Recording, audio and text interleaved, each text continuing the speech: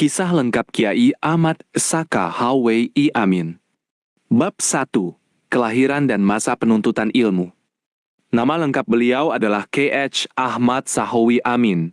Lahir di Desa Rembun, Kecamatan Siwalan, Kabupaten Pekalongan, Jawa Tengah pada tahun 1920 Masehi. Beliau lahir dari keluarga yang taat beragama, ayahnya pun seorang tokoh agama yang sangat mendukung putranya mencari ilmu setinggi-tingginya. Sejak kecil, Sahowi Amin sudah menunjukkan kecerdasan dan kerajinan yang luar biasa. Beliau mulai belajar mengaji di lingkungan sekitar, lalu melanjutkan ke pesantren-pesantren besar. Salah satu tempat beliau menuntut ilmu adalah Pondok Pesantren Tebu Ireng, Jombang. Di sana beliau mendalami berbagai ilmu agama, fikih, tauhid, nahu, syorof, hadis, dan tasawuf. Selama menjadi santri, beliau dikenal sangat rajin, tidak banyak bicara, dan setiap waktu luang selalu digunakan untuk membaca atau merenung. Beliau pun mulai mencatat dan menyusun rangkuman ilmu yang dipelajarinya. Ini adalah awal mula bakat beliau dalam mengarang kitab. Bab 2. Menjadi MUSO, haif dan penulis kitab. Setelah menyelesaikan pendidikan, Kiai Ahmad Sahowi Amin kembali ke daerah asalnya dan mengabdikan diri mengajar serta menulis.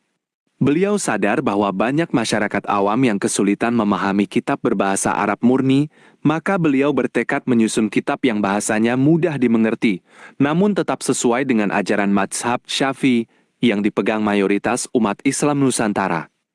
Beliau menulis lebih dari 50 judul kitab.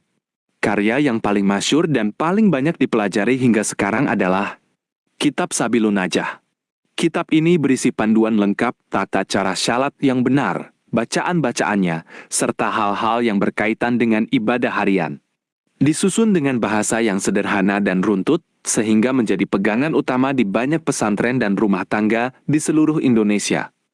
Karya-karya lain yang terkenal, Miftahul Akhlak, Jawahirul Adiyah, dan berbagai risalah tentang ibadah dan muamalah. Karena beliau sangat produktif menulis dan menyusun kitab, maka banyak orang menyebut beliau dengan sebutan Si Musyonif, atau Kiai Musyonib, yang kemudian terdengar menjadi Kiai Musonib. Bab 3. Kehidupan yang sederhana dan mulia. Meskipun karyanya tersebar luas dan dikenal banyak orang, Kiai Ahmad Sahowi Amin hidup sangat sederhana. Beliau tidak mencari harta atau kemewahan. Uang hasil penjualan kitab sebagian besar digunakan untuk membantu anak yatim, meringankan beban santri, dan keperluan masjid. Beliau mengajar dengan sabar, tidak membeda-bedakan murid. Jika ada yang bertanya berulang kali, beliau tetap menjawab dengan senyum dan penjelasan yang lebih mudah. Beliau sering berpesan, ilmu itu bukan untuk dipamerkan, tapi untuk diamalkan dan disampaikan kepada yang belum tahu. Bab 4. Wafat dan warisan yang tak terhingga. Kiai Ahmad Sahowi Amin wafat pada tahun 1977 Masehi, berusia sekitar 57 tahun. Beliau dimakamkan di Desa Rembun, tempat kelahiran beliau. Meski raganya telah tiada, karya dan ilmu beliau tetap hidup. Kitab-kitab yang beliau tulis masih dicetak, dibaca, dan dipelajari jutaan orang sampai hari ini. Beliau membuktikan bahwa menjadi ulama bukan hanya dengan berdakwah lisan, melainkan juga dengan pena yang menorehkan kebaikan yang abadi. Kesimpulan.